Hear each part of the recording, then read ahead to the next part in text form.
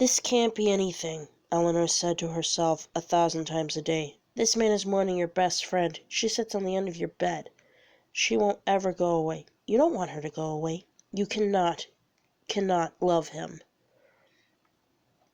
She made him laugh one day, spontaneously and naturally, so she knew he meant it, knew he found something funny, knew that for 1 second he had forgotten.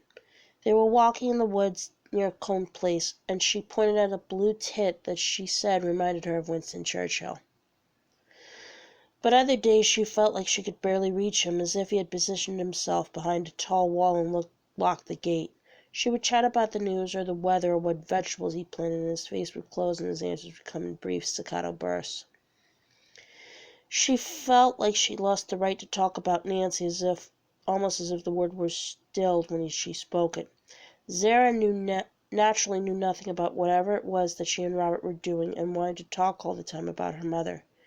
She rang Eleanor most days, sometimes late at night, crying.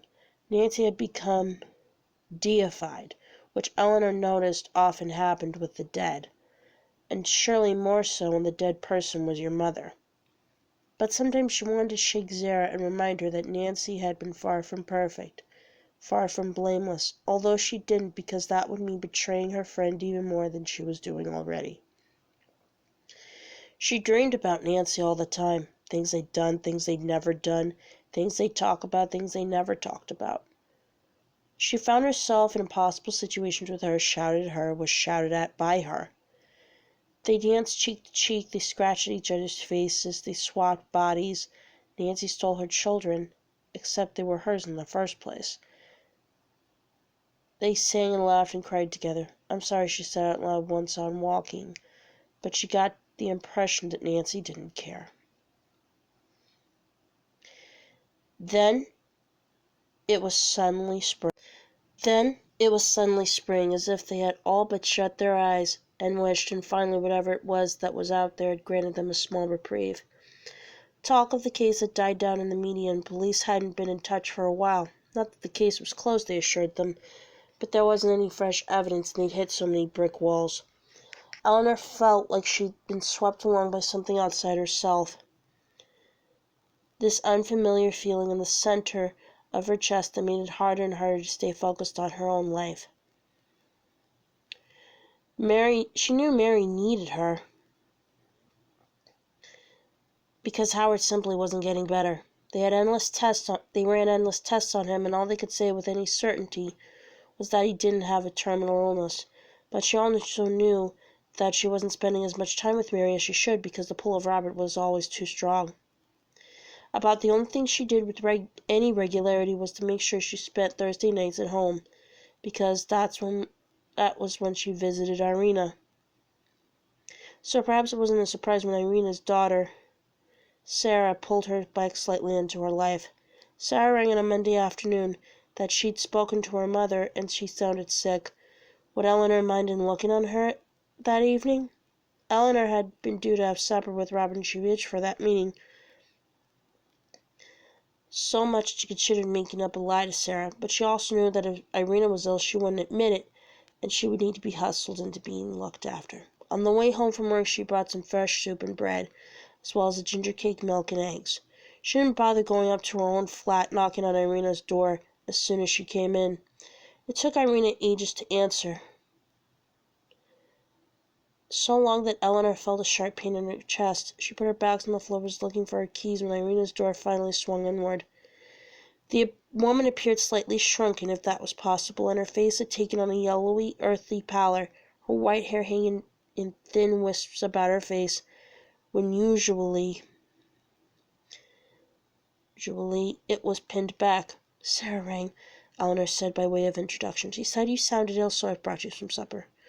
Oh, that girl, Irina said, but Eleanor noticed that she stepped back, which was unlike her, allowing herself to be taken care of. She ignored the fear that sprang up at the thought of her old friend being ill. The flat was uncomfortably hot, even though the day hadn't been cold, and Eleanor immediately felt a sticky sweat break out on her skin. Go and sit down. I'll just heat up the soup and bring it in to you. There's no need, but Irina was already making for the living room, so Eleanor went to the kitchen, where she took off her jacket and started putting the food away. The cupboards and fridge depressed her in their economy, as if Irina's life had shrunk to the smallest of offerings. Her own kitchen would look like this, one day she thought as she jangled a saucepan onto the stovetop and prayed silently for someone like herself to notice. She buttered bread while she waited for the soup to warm, made a cup of tea, and cut a thick slice of cake, which she knew Irina would never eat.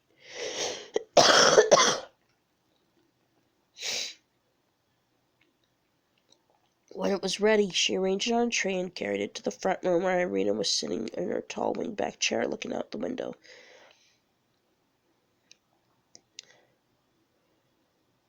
"The lilac is flowering," she said as Eleanor set down the tray. Eleanor looked out at the frothy purple bush with all the millions of tiny flowers that made up each outrageous head. It seemed amazing that nature made such effort year after year. "Would you like me to pick you some?" Irina waved her away. "Not now. Sit down." Eleanor did as she was told as Irina began to take bird-like mouthfuls. Her face was swollen from her cold, her nose pinked with flashes of red across her cheekbones. "I wish you would call me when you're feeling unwell. I can always cook you supper or anything, you know."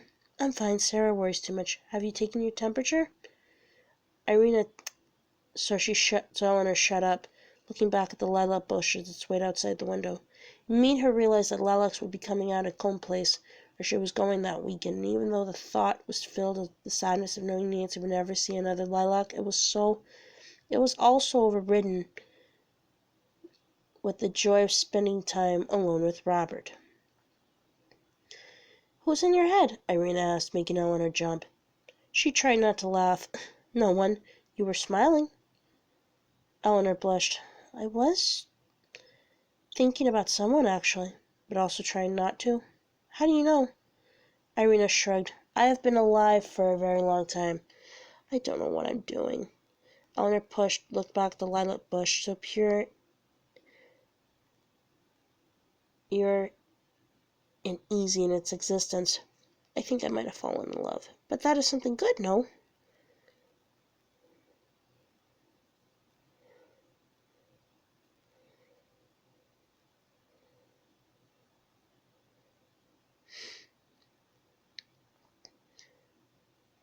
"But that is something good, no?" Irina had eaten only a tiny bit of soup and a corner of the bread. She was sipping her tea now as she'd finished. "Can't you eat any more? Tell me about your love, Eleanor. That'll make me feel much better than any soup can." Irina had the sweetest smile, Eleanor thought, with a desperate desire to speak about Robert beating inside her. "I seem to be, I don't know how you describe it to be, I suppose having sort of a relationship with Robert, Nancy's husband." Irina's smile fell like a landslide, her face wobbling and her eyes narrowing. It lurched Eleanor's heart and made her wish she hadn't said anything, made her even feel anger for this gentle woman who couldn't possibly understand what those words meant. "I'm sorry I've shocked you," Eleanor said finally, but Irina shook her head. "You don't reach my age and feel shock, but you do know when something is wrong." But Irina shook her head. "It's not wrong." Her voice almost sounded harsher than she'd meant it. "I'm sorry. It's just I've known him for a very long time. Almost as long as I knew Nancy. It's not what it sounds like. It's not sordid." She felt herself flushing, and her heart was beating so uncomfortably she could feel it in her throat.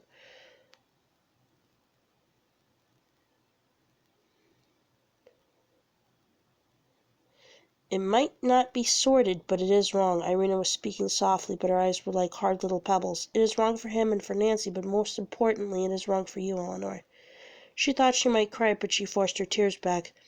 It had been stupid of her to think this old woman could understand, could possibly remember what it was like to be consumed by someone, to know that there was only one way of existing. "I can see that he is very special to you," Irina said, and Eleanor couldn't look up at her.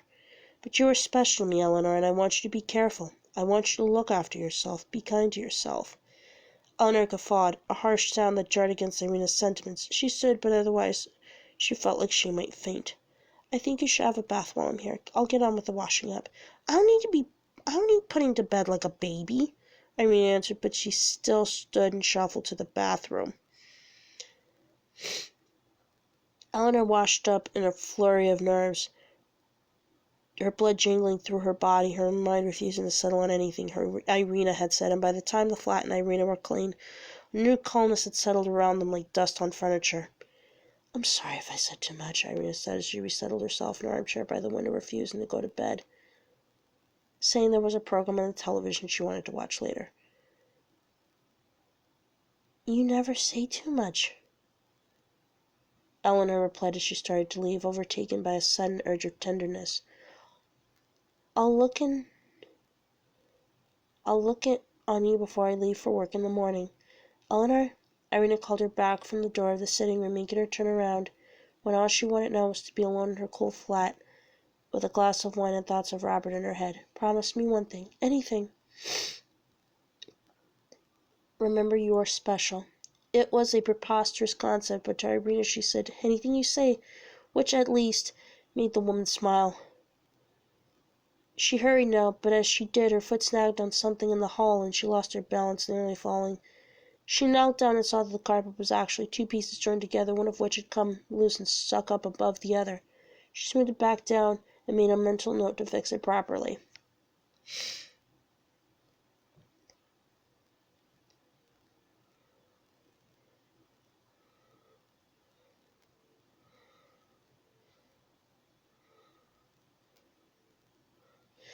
Robert called first thing in the morning, shaken by a dream he'd had of Nancy, in which she shouted the words he couldn't remember with blood running down her face. Eleanor stayed on the phone, soothing him, and when they'd finished, she realized she was seriously late for her first meeting and that popping in on Irina was going to throw off her whole day. She kept her head down as she passed Irina's door, telling herself that she probably shouldn't knock anyway, as the best thing for her cold was to get lots of sleep. Robert called again in the afternoon and said he bought tickets to the theater because he wanted to be around people. Eleanor knew she'd end up staying the night, but she left some papers at home that she needed for the next day, so she had to leave work a bit early. Irina was sitting in her chair in the window as Eleanor rushed up the path, and she wished for Eleanor to come in, which made her feel like she was getting heartburn.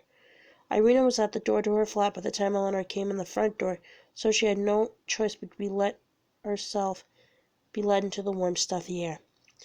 Would you like a cup of tea? Irina asked as they made their way past the kitchen toward the sitting room. I can't really stop and go into the theater.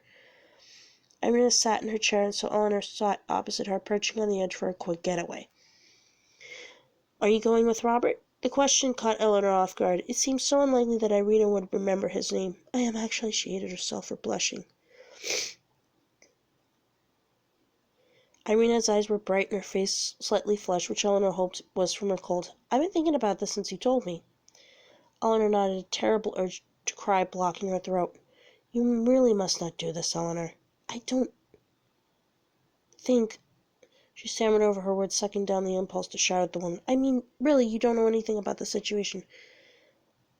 But I don't need to know anything about the situation. I care about you, and I don't want to see you hurt. Irina, please. Eleanor could feel a sickness building in her stomach. I know it all seems too complicated and wrong, but I'm fine. Really, it's all fine. Irina shook her head. One of the only good things about getting old is that you can say exactly what you think. You are my friend, Eleanor, so it is my job to sometimes tell you things you do not want to hear.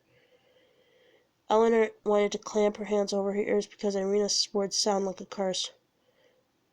She looked instead at her watch.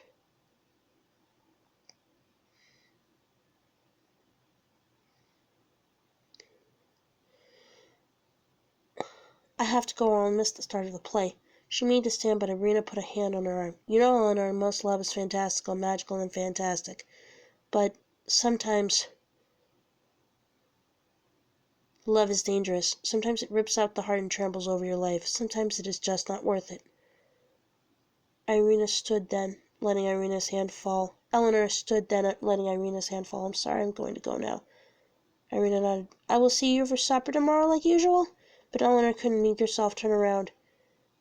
A total desperate need to be out of the flat was all she could focus on. She didn't slam the door behind her, but she would have liked to rip it off its hinges, would have liked it to break it into tiny splinters. Mary rang Eleanor at lunchtime the next day and asked if she would like to pop round on her way home. She could tell by Mary's tone that she was feeling low, so she agreed, going straight to Mary's house as soon as she could get out of the door to work. It was a balmy evening, and there was now no denying it was spring, which meant that miraculously the world had continued to turn. What's going on with you? Mary asked once they were sitting in her garden with glasses of wine in her hands.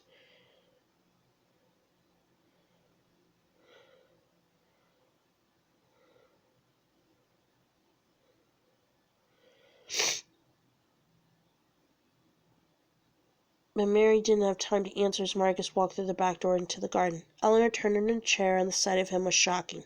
He looked like he'd given up, as if he were trying to escape reality, shielding his eyes against the pale evening light. His skin was gray and angry with spots circled his mouth, contrasting with the deep black around his eyes.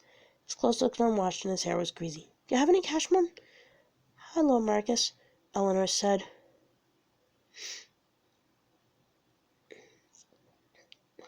"Yes," Eleanor said.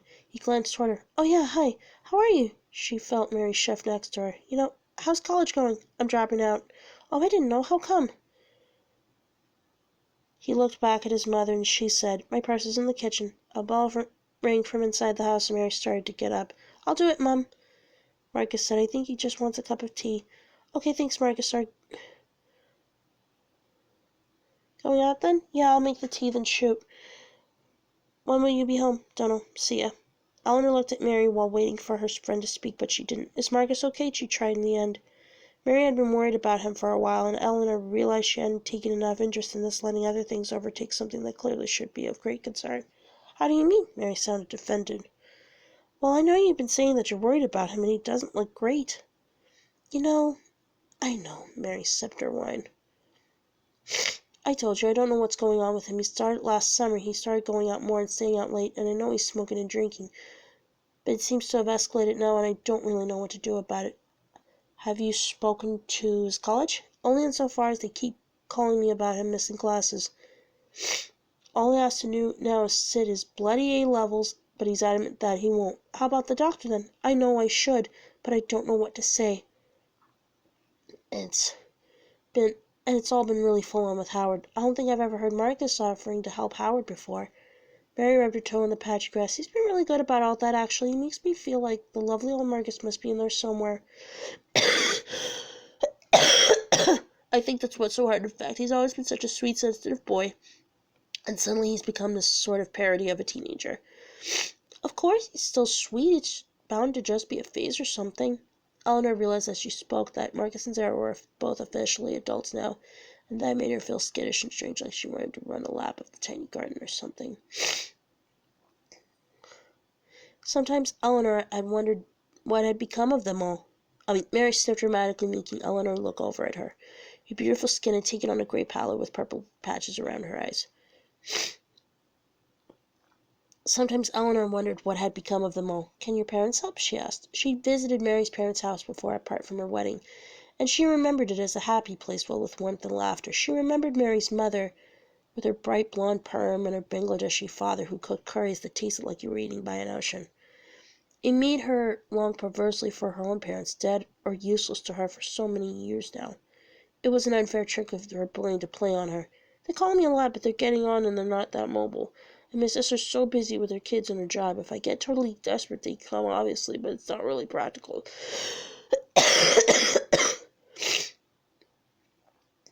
"No. Have you found out any more about what Howard's actually got?" "No. They've just prescribed antidepressants. I think it's a bit of a last-ditch attempt. What's happening with his work? He can take early retirement next year, so we're sort of seeing what happens until then. They've been really good about it." Eleanor often forgot that Howard was more of a decade older than they were. He'd certainly never seemed it before. She looked over at Mary tugging on a piece of her hair and wondered if she'd ever considered the possibility that he might get sick when she was still young. Which was a stupid thing to think, because of course she hadn't. It made her wonder at all the things she hadn't considered about Robert, all the ways she could get hurt, all the ways she left herself horribly vulnerable for the first time in her life. How old is he again? 59. Although right now he looks about 159. God, I hate what you're having to go through.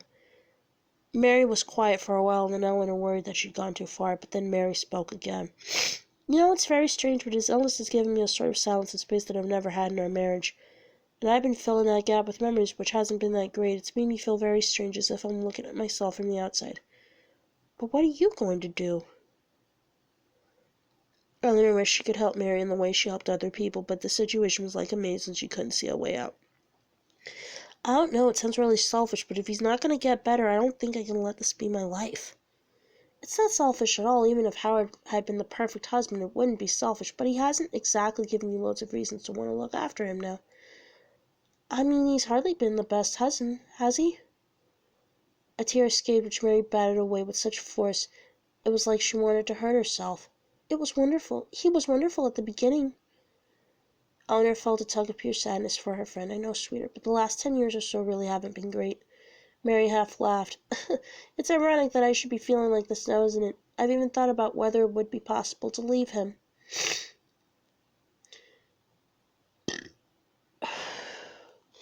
Maybe it's just what you said. It's the first time you've had a bit of space in this marriage. Eleanor didn't know how to give advice about this. She couldn't imagine what it must be like to share your life with someone for so long, which in turn made her think about Robert and Nancy. It felt as if all her nerve endings were exposed, so even her teeth ached. I feel like I wasn't really there for Nancy at the end. She tried looking for a way to explain how she felt. I know what you mean. We didn't speak nearly as much as we used to in the last year or so.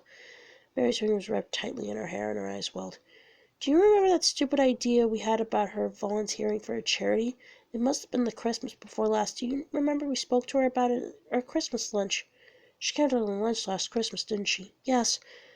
I think she did that because that was when she was trying to end the affair and she was in a mess. Or maybe she was still annoyed at us, because do you remember at the lunch the year before you told her about how you have supper with Irina once a week and suggested she could visit someone elderly, but she took it quite badly? Yes. The memory made Eleanor cringe. I was thinking about it the other night, and I don't think she really spoke to me after that lunch. I mean, not properly. Maybe that's why she didn't tell me about the affair. I think we offended her way more than we realized. Eleanor remembered how uncomfortable that conversation had been, but surely it couldn't have had that much of an effect. Nancy had, after all, confided to her about the affair after that, although it was also true that often it seemed like she wished she hadn't. I don't think it can have been that. I mean, we apologized and she must have known we meant it kindly. Mary nodded. I guess. In a funny way, I never really felt good enough for Nancy. Good enough?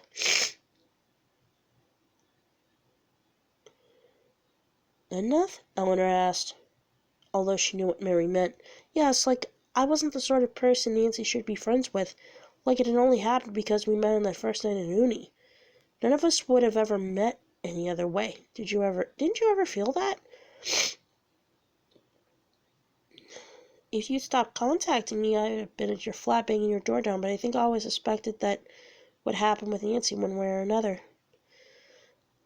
Eleanor looked up into the orange sky streaked with hundreds of chemical trails raining poison down on the mall. I'm sleeping with Robert. I thought you were. Mary's answer shocked her. Maybe she had opened herself more than she'd even realized. How? It's obvious. Oh, God, I don't mean to everyone. I mean just to me.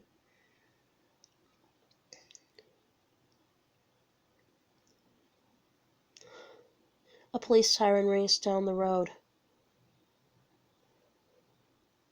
I'm a terrible person. Mary rolled her head so she was looking straight at her. No, you're not, but it's impossible it'll end well. Her knowing gaze made Eleanor want to cry. I never would have done anything if Nancy were alive, nor would he. Except, my God! This feeling superseded so much, she couldn't be sure she was telling the truth. Maybe Nancy had felt like that about her lover, and all Eleanor had done was judge like a prissy schoolgirl.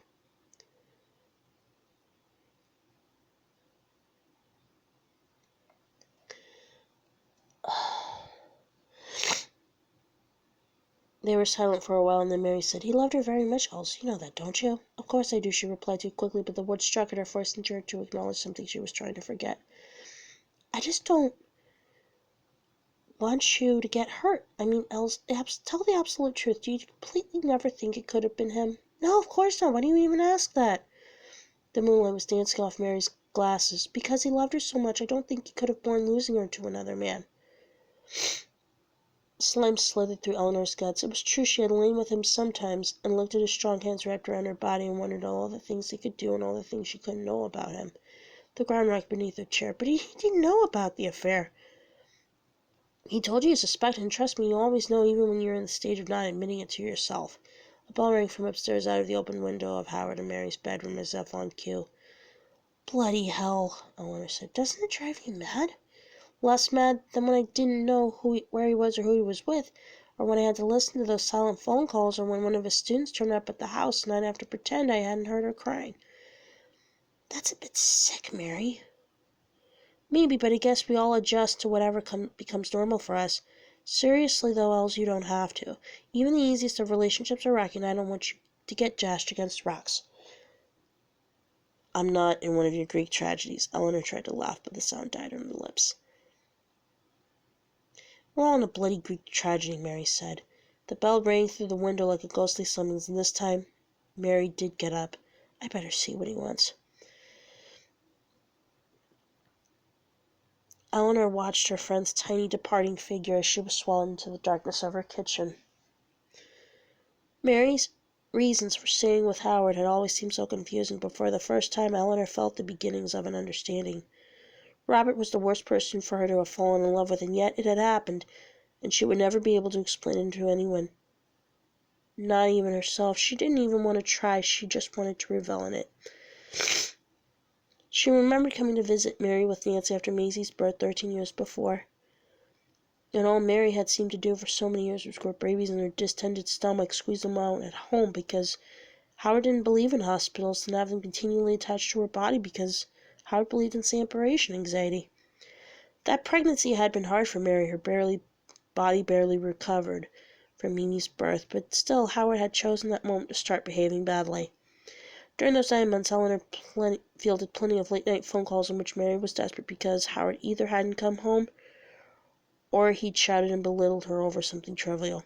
And then, just before she'd given birth to Maisie, a young girl who Mary claims was no more than 19 or 20, turned up on their doorstep. It had been obvious to Mary that something was going on. Somehow, none of it had massively surprised Eleanor. It wasn't that she disliked Howard before then, but she never felt entirely comfortable around him. She'd always put this down to the fact that he'd been married with Mary when Mary had met him, and then when she got pregnant with Marcus, there was a lot of toing and froing before he finally left his wife. And he did always have a slight air of superiority about him that rankled. Nancy had brought a basket of fruit with her when she and Eleanor visited that day, and Eleanor remembered Howard exclaiming over it. He'd been holding Mimi in his arms and he'd play up, bouncing her around and showing her the colors. He had the hair of a busy and distracted man trying desperately to hold everything together as best he could, a part Eleanor thought he played very well. He told them to go on up and how much Mary was looking forward to seeing them, so they maneuvered past the toys and papers and clothes every step, and found Mary looking frighteningly pale and worn out with Maisie sucking on her giant veined breast. The room was too hot and suffocated by an earthy iron smell that made Eleanor look around the room until her eyes rested on the pile of bloody sheets festering in the corner.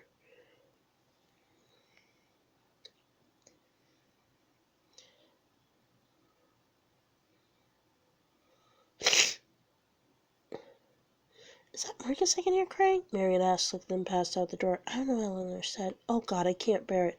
Her voice caught on the words and her eyes filled with tears. Do you want me to go and have a look? Eleanor offered. Maybe make you a cup of tea. Shall I put those sheets in the wash? Mary flicked her attention back into the room, and a vivid rose on her cheeks. Oh, I'm sorry. Would you mind? Eleanor picked up the rancid sheets while Nancy went to sit on the bed next to their friend. Nancy would be good at soothing talk. She thought as she left the room and made her way down the kitchen. A hard anger built up inside her. 5-year-old Marcus was sitting at the table, Howard leaning over him with Mimi balanced on his hip. My God, Marcus, he was saying. She just had a baby. She doesn't want you bothering her every second of the day. He looked up as Eleanor came in, but his face remained neutral, as if he were daring her to say something. Eleanor suspected that he knew Mary had confided in her about the girl, which had probably made him detest her, but she supposed they would both have to pretend otherwise, hiding their blood-red thoughts. Mary needs a cup of tea, Eleanor said, refusing to look away, and those sheets need washing. They stared at each other for a few seconds in which anything seemed possible. But in the end, Howard smiled and motioned to the machine. Leave them there, I'll do it. He turned his back to her and raised the pitch of his voice. I don't know how Mary does it all. I barely know if I'm coming or going. Eleanor dropped the sheets on the floor and then rinsed 3 mugs and made 3 cups of tea. When she had them in her hands, she said, Marcus, do you want to come up with me? I'd love to have a chat with you. Marcus looked up at his father. His bottom lip quivering, snot encrusted around his nose. Howard's smile was tight, but he nodded at his son, putting Mimi down and going towards the washing machine. Eleanor smiled at Marcus, so he slithered off the chair, rushing before her up the stairs. Mary came back into the garden from tending to Howard. Darkness had probably fallen, and there was a slight chill in the air. She was carrying a new bottle of wine and poured more into Eleanor's glass as she sat. "What time is it?" Eleanor asked. "Just after 8. "Shit, somewhere should you be?" She was due at Irina's as she was every Thursday, except the idea of sitting again in that stuffy flat was too much to bear. Irina's words from the evening before had refused to leave her all day, as if they implanted themselves in her flesh and were now traveling through her blood. She couldn't hear them again, mainly because she didn't think she'd be able to deny them a second time. "Shall we really be decadent and get takeaway?" Mary just said. "Yes," Eleanor answered, relaxing into her decision. There was a line of light coming from under Irina's door when Eleanor got home a few hours later, but she was tired and her head felt heavy from the wine and Robert. Halfway up she hesitated because it was impossible to forget the night of Nancy's death and how Irina had enfolded her, how she stopped her from blowing away. What if Irina was right and she was making the biggest mistake of her life? It didn't seem possible that she should lose Nancy and then her understanding of herself. She went straight to bed when she got in but found she couldn't sleep. The shadows from the dancing trees outside her window were playing on her light curtains, and then something about them tugged at her as she had forgotten something important. She breathed deeply, and the air flowed freely through her, which in turn made her realize how calm she felt, how without worry. And then she knew what it was she'd forgotten. She'd forgotten to feel anxious, forgotten that the whole of life is really terrifying. Eleanor pulled herself up, her heart now racing as if making up for lost time. Robert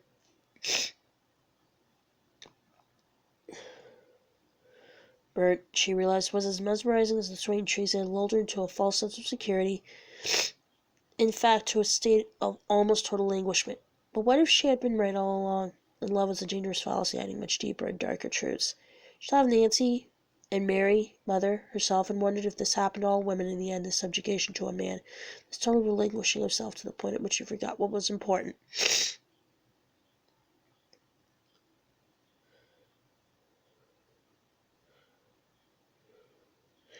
A panic wave, as she had come to think of them over the years, undulated through her, fizzing out the top of her head.